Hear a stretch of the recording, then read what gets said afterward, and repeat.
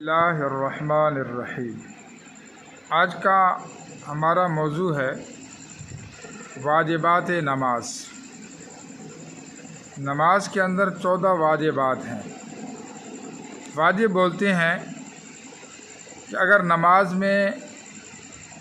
جو چیز چھوٹ جائے اور اس کے چھوٹنے کی وجہ سے نماز میں سجدہ سہو کرنا پڑے تو وہ جو چیز ہوتی ہے جس کی وجہ سے سجدہ سہو ہوتا ہے یا جس کی تلافی سجدہ سہو سے ادا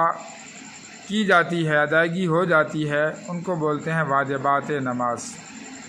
نماز کے اندر 14 واجب ہیں، یعنی نماز میں 14 ایسی چیزیں ہیں کہ ان میں سے کوئی ایک یا زیادہ چھوٹیں تو اس کی تلافی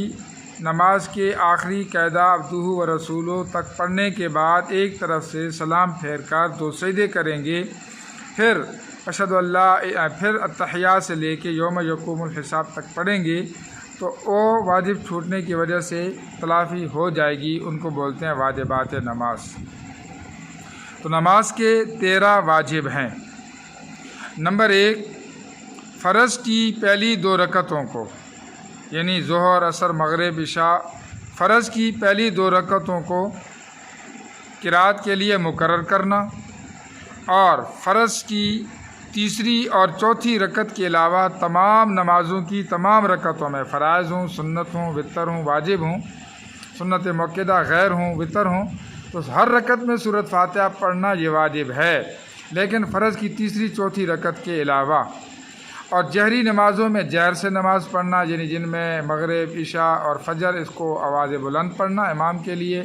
اور جو ظہر، عصر ہے ان میں آہستہ پڑھنا، اور پھر اس کے بعد ہے ترتیب سے نماز پڑھنا، پہلی رکوع، پہلے تکبیر ہے، پھر قیام ہے، رکوع ہے، اس طرح ترتیب سے نماز پڑھنا۔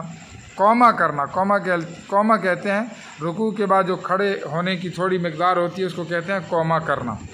جلسہ کرنا، جلسہ کہتے ہیں 2 سجدوں کے درمیان جو تھوڑی دیر کے لیے بیٹھتے ہیں اس کو بولتے ہیں جلسہ کرنا۔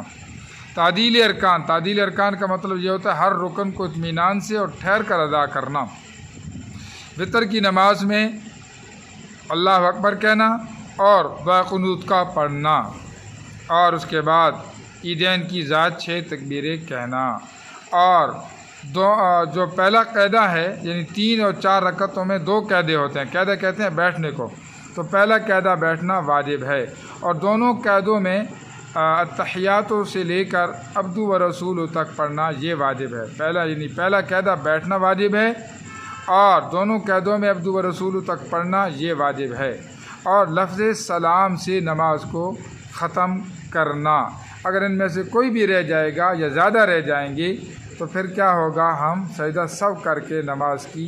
تلافی ہو جائے گی اور نماز کی ادائیگی کامل ہو جائے گی۔